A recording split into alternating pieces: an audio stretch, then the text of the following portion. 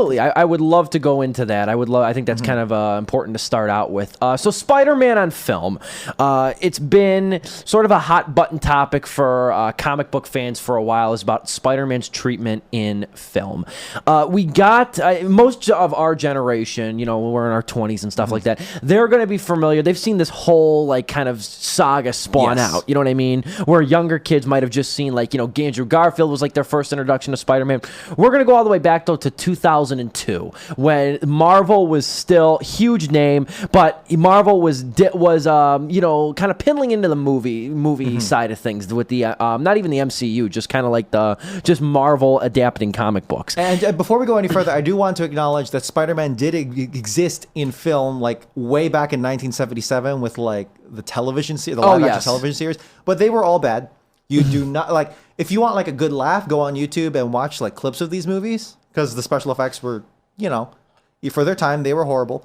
But, and then they had movies in 78, 81, blah, blah, blah. Indeed. One of them was called The Dragon's Challenge. I don't know what that means at all, but we're just acknowledging that they do exist. They do exist. We're going to start with Sam Raimi. Yes, the Sam Raimi it's trilogy. the Sam Raimi trilogy. It's kind of funny how now there's like a trilogy of trilogies. Indeed. No, it is. I mean, this is the third.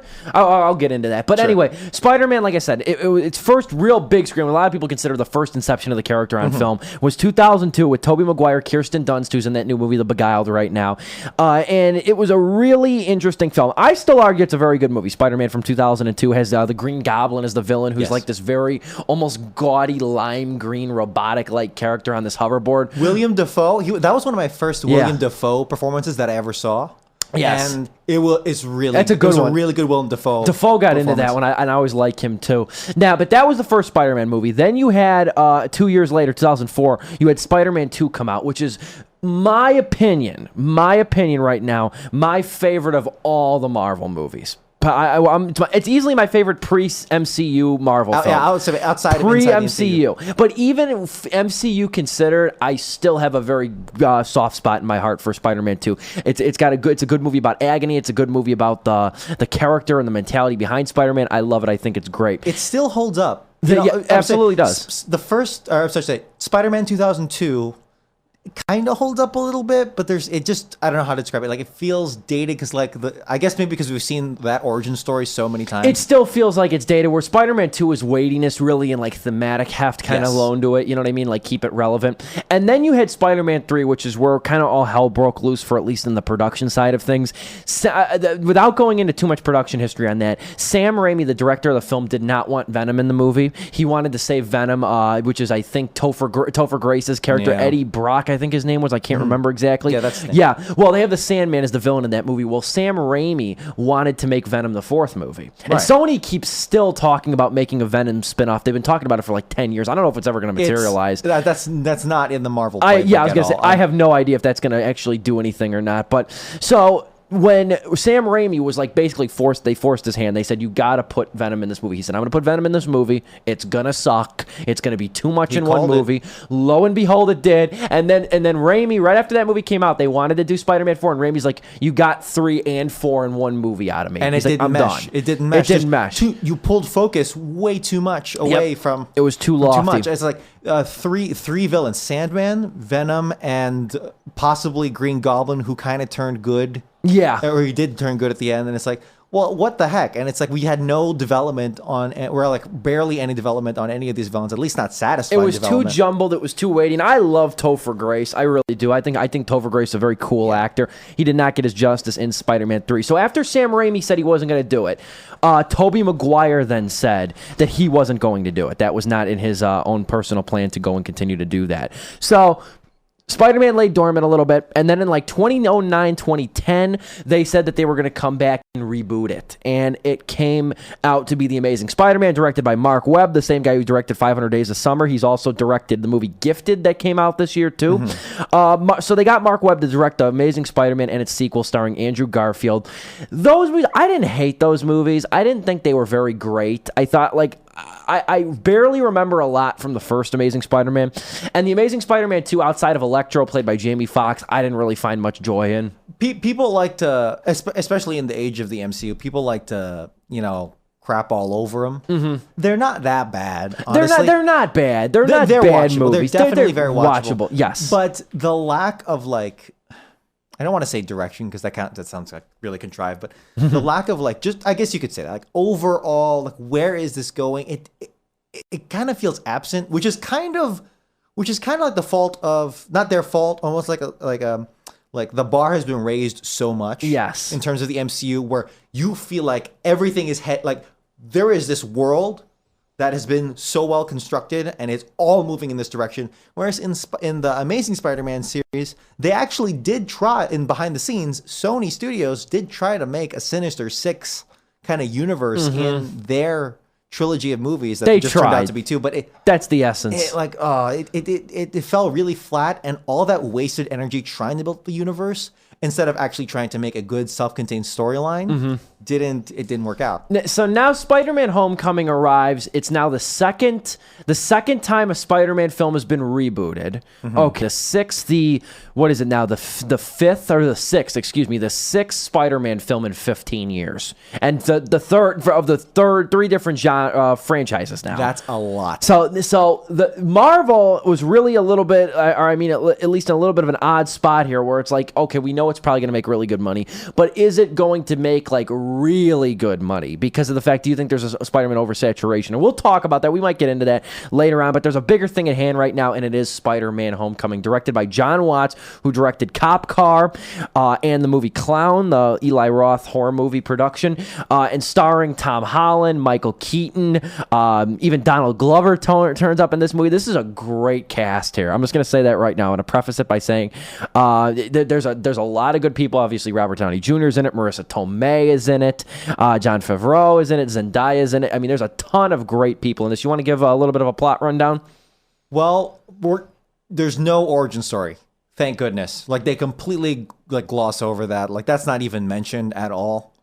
Actually, I think you can't even say they glossed over because it's just completely skipped, which is perfect. That's great. That's smart. Like, we do not need to see Uncle Ben die a third time. Yep. We don't need to see that emotional weight. We know how it affects Peter Parker. So the self-awareness of not making this an origin story was very good. Yeah, because that really was an uphill battle. The uphill battle was not only is there Spider-Man saturation. It's like, okay, we've seen this a lot of times. Is this a second reboot going to work? Not only that, it's also Marvel fatigue, right? Which is something that's been slowly creeping up on everyone ever since, I guess you could even say like the second Guardians movie. Again, not enough to deter box office receipts, but just definitely like a mindset. You know what I mean? Yes, I think there is a little bit of that. Their profits are not going to hurt at all. That's such a safe bet. That's when we can really, I think, have a serious discussion about fatigue. Is when you see these movies, and I don't think Spider-Man's the one to judge about that. But critically, that's where it affects the most. Did it? Well, we'll see. But so they completely skipped the Spider-Man story, and they've entered Spider-Man into the MCU, and now it's a matter of navigating through high school life while also discovering his powers and trying to grapple with a world of superheroes. Meanwhile, in the background, you have Michael Keaton playing the Falcon. Or no, I'm sorry, is that the Vulture? The Vulture. Excuse me. There's already Adrian a Falcon. Toomes. Yep. Yes. Vulture. Vulture is trying to maintain his underground weapons business after being shut down by the government. First of all, let me say, this is all revealed in the first 5 minutes, but there is a U.S. Department of Damage Control, which I just love. That is such a there's a lot of small details in this movies, as there should be in MCU movies, but the Department of Damage Control is genius. I don't know if that's... Fun. Yeah, it's very, very subtle. Yeah, because it's like, New York's getting torn up. All these cities are getting torn up around the world. Like, who's going in and rebuilding or trying to clean up what's happening here? And that's such a nice little. I don't know if that's in the actual Marvel comics or not. But I'm not sure either. It's really sensible. But details aside, there is a homecoming dance that Peter has to try and win the affections of Liz. Is Peter's female love interest in this story, and the story pretty much just kind of propelled itself from there. And it's a very familiar story, but at the same time, it's funny because this sounds really kind of overdone, but it legitimately feels fresh. Yeah. You know why? I say, for me, the reason why it feels so fresh, they have actual or I should say this, because Tom Holland is 21 years old. Yeah, he is. He's 21 years old. He's young. But the teenagers in this movie feel like actual teenagers. Absolutely. You go back to the Sam Raimi films and the Amazing Spider-Man films, like Tobey Maguire feels like 30. Yeah. Honestly. I'll defend Maguire until the day I rest, but I mean, no, he does feel older. You know what I mean? He does feel a bit like, a bit too old for his own character. You know what I mean? And Hollywood does this a lot. Like I always go, I don't know why I do this, but I always go to Glee. The TV show Glee. Yes, indeed. Where they had like people over the age of 30 playing high school students. And it's like, that's such a symptomatic thing in Hollywood. Like they can't trust kids or whatever to play kids, but whatever. And they need the posters, they need the actors to sell too, They can't have that, like you either have to be a child or an adult, and then somehow there's no in between. But seeing the teenagers in this movie actually play teenagers, or maybe not, maybe they're actually good, like early 20s actually pulling off teenager role. But I think it works. I think it really works well. You had Zendaya, was that her name? Zendaya, yeah. Zendaya in this movie playing a very angsty teenager. Yeah, MJ, almost like kind of like, really reminded me of Ali Sheedy in The Breakfast Club. Yeah. That's who she reminded me of a lot. It really does feel like Breakfast Club, or anything with the. It does. Not the Rat Pack. The Brat Pack. Not the Brat Pack, because that's like a comedy show with Jack Black. I'm talking. Is it the Brat Pack? The Brat Pack, yeah. You're thinking of the Brat Pack, yeah. I mean, this is a very low key in a way. It feels grounded. It's grounded. Yeah, it's a very low key movie, and there's a lot of like comic elements in this movie too that are deeply embedded in the screenplay too, that make it feel kind of like this zippy, hormonal in a way, high school movie too. And in a way, if you can peel back the spandex too, it almost works very well. As solely as like a teenage movie, as like a Spider-Man grappling with, or to Peter Parker grappling with the abilities of Spider-Man 2. Now, one of the many things that I really like and appreciate about this movie is the way it handles Spider-Man. And again, I have no background with the comics. I can't really say anything. I can't talk about loyalty. But what I can say is that what I liked about this movie, first and foremost, is how it portrays Peter Parker in the suit.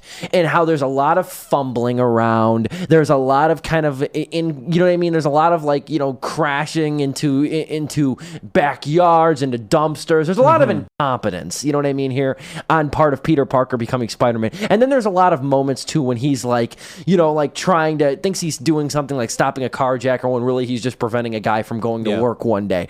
There's moments like that really show you the side of superhero movies, especially now, that you do not get. You do not get that. A lot of times now you see characters like these ultra cool people like Tony Stark and and Captain America and Steve Rogers and stuff, that like they can assimilate. It's like they've been superheroes for like 20 minutes in their origin stories, and they already know how to navigate their suits. They know their limits. They know how to handle the pressures and stuff. When all along comes this 21-year-old kid and says, man, this is hard, and I don't know what my role is technically. I'm kind of just waiting around to prove myself, but what if the prove it moment never comes? Should I actually, instead of waiting for the call, should I take it into my own hands? There's a duality here that I think is not really explored, and it brought me back to that agony that I was talking about in Spider-Man 2 with Tobey Maguire. Yeah, it's funny, without there being an origin story, this actually feels like the best origin story out of all the Spider-Man without films. Trying to be, because him actually really grappling with his powers. Now obviously all the other films had all the other first installment films had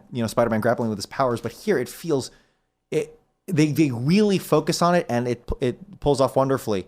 And I think Tom Holland delivers that perforance. I think he does too. I think he sells it beautifully. I think he sells it beautifully. I don't think there's ever like a question whether or not that he doesn't, or that he doesn't really, fit well for the character. I think he fits incredibly well. He's not whiny. No, he's definitely a kid, but at the same time, he's still quippy, and he's still a great character. And that's another thing I want to talk about too, is I coined it in my review, which you can read at stevethemovieman.proboards.com. I quoted the word. I said, this movie, as funny as it is, as filled with one-liners as it is, it lacks that quote-unquote quippiness of like some of the weaker movie. Yeah, some of the weaker Marvel movies. Like, you know what movie that almost killed of the Marvel of the MCU was Avengers: Age of Ultron. That like desire. I wouldn't say killed. No, but I would say it definitely brought it down. Yes, the fact that they have to end every scene with either Captain America, the Hulk, or somebody with some sort of cheeky one-liner. It felt tacked on. It felt. I couldn't believe that Joss Whedon kind of fell for that claptrap. It almost felt like somebody else, a less experienced, less confident writer, wrote those lines in. Well, that's just them trying to play it really safe. Yeah, and that's what bothered me though. It was pining too much for a laugh. It really was. It was pining way too much for a laugh. Where this remarkably feels natural and like probably some of the most natural comedy I've ever seen in a superhero movie. Yeah. I'll say that. How it's woven into the screenplay. It's banked off of relationships considered like Tom Holland's relationship with Robert Downey Jr. Obviously, Iron Man, Spider-Man relationship kind of going on right there too. And then I also got to give a lot of credit to Jacob Batalon too, who played Ned. Yes. That's Peter Parker's confidant. His best friend in this movie. He was great. I mean, he was unbelievably good. I was very surprised at how much I got into his performance as well. You know what I mean? And there's a slew of really good kind of like cameos. The voice of Karen, the AI in Peter Parker's suit. Yeah. That's Jennifer Connelly. That's Jennifer Connelly. There's a lot of little subtleties here. That was surprisingly a really good AI. Good character. Oh, yeah. I no doubt about that. You know what I mean? And, just kind of going off performances, to me, obviously the best performance here was Tom Holland because he had such an uphill battle to climb with there already being 2 existing Peter Parkers in film. But the really close second best performance was Michael Keaton. Yes. Just like I was really worried that Michael Keaton, who, ironically, he played Birdman.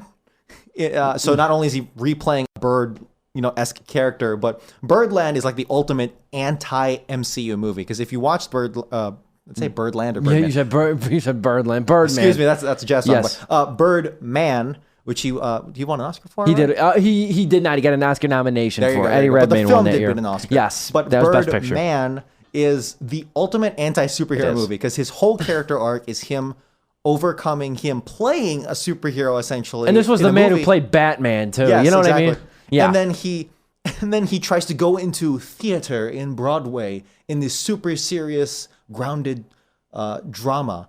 To prove he's not a sellout. Exactly. To prove he's a real performer, a real actor. A real actor. And then now he's playing the Vulture in the MCU, which is hilarious. And there's a terrific Birdman reference in this movie too. If you caught that, I think I did. We'll talk about it later. We'll talk about that maybe off air. There's a terrific Birdman reference in this movie that I loved. I wanted to rewind. I was looking for the rewind button. But I like Michael Keaton a lot. He's very good. I think Keaton has had a huge resurgence as an actor too.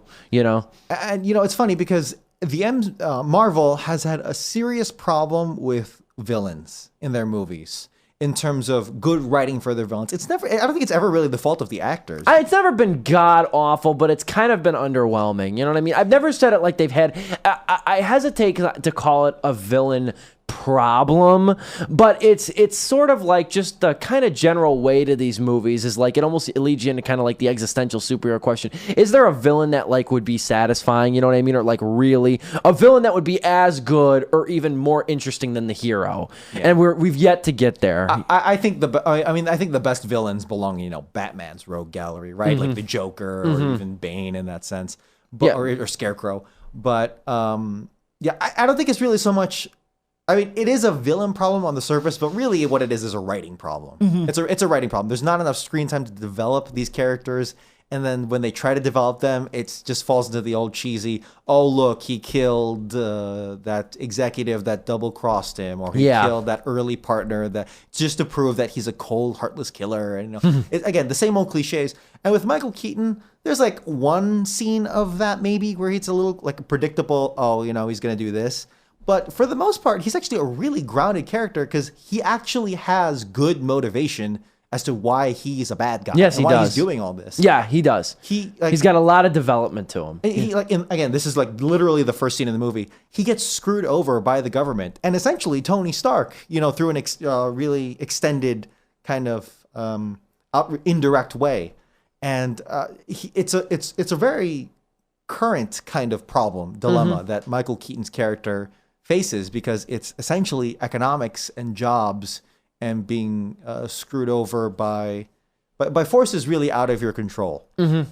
Which you can't say for a lot of villains, where at the time it's usually like the hero's father, or something like that. It's actually a very real exterior problem that doesn't feel far removed from the current culture and the current landscape. You know what I mean? It's absolutely true. Dominic Guanzon and me, Steve Pulaski on Sleepless with Steve, talking Spider-Man